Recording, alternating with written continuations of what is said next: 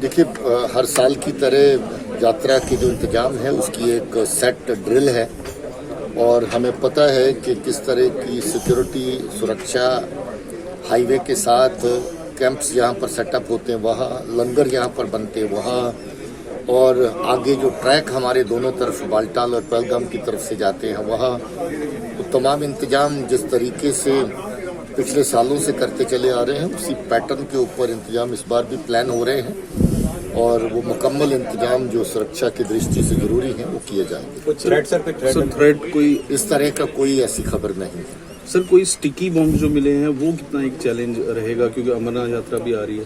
Sticky bomb अब धीरे धीरे पुरानी बात होती जा रही है, मगर नई खुराफात है, ये जरूर कहने का है। अभी तक इस तरह का सिलसिला काफ़ी सालों से नहीं था, मगर अभी कुछ जो अमन दुश्मन ताकतें हमारे पड़ोसी मुल्क की तरफ से इस तरह की कार्रवाइयाँ करने में हमेशा लगी रहती हैं, उनकी तरफ से एक नया सामान है जो तैयार करके भेजा गया है। मैग्नेट के साथ एक छोटी सी आईडी बना रखी है जो गाड़ी और मेटल सरफेस जो है उसके साथ जिसको चिपकाया जा सकता है। ये एक थ्रेट है, मगर अब हमारी अपनी सिक्योरिटी ड्रिल्स हैं जिसका पूरा ख्याल रखा है। कुछ पिछले चंद सालों से, खासतौर पे 2020 में हम लोगों ने बहुत शिद्दत से शुरू की और फिर जारी रखी।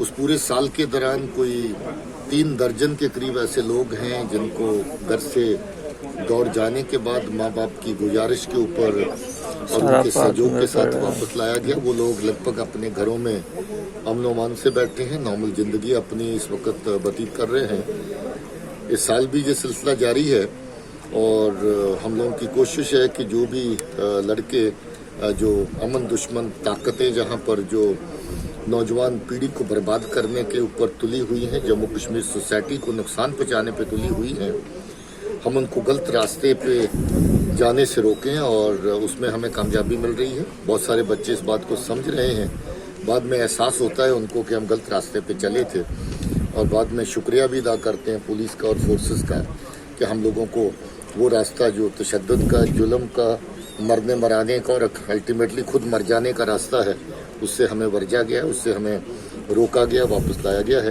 मैं समझता हूँ ये सिलसिला हम इस तरीके से जारी रखेंगे।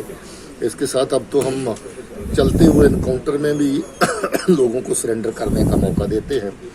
हथियार के साथ अगर टेररिस्ट उस वक्त इनकाउंटर में शामिल है तो भी हम उसको मौका देते हैं।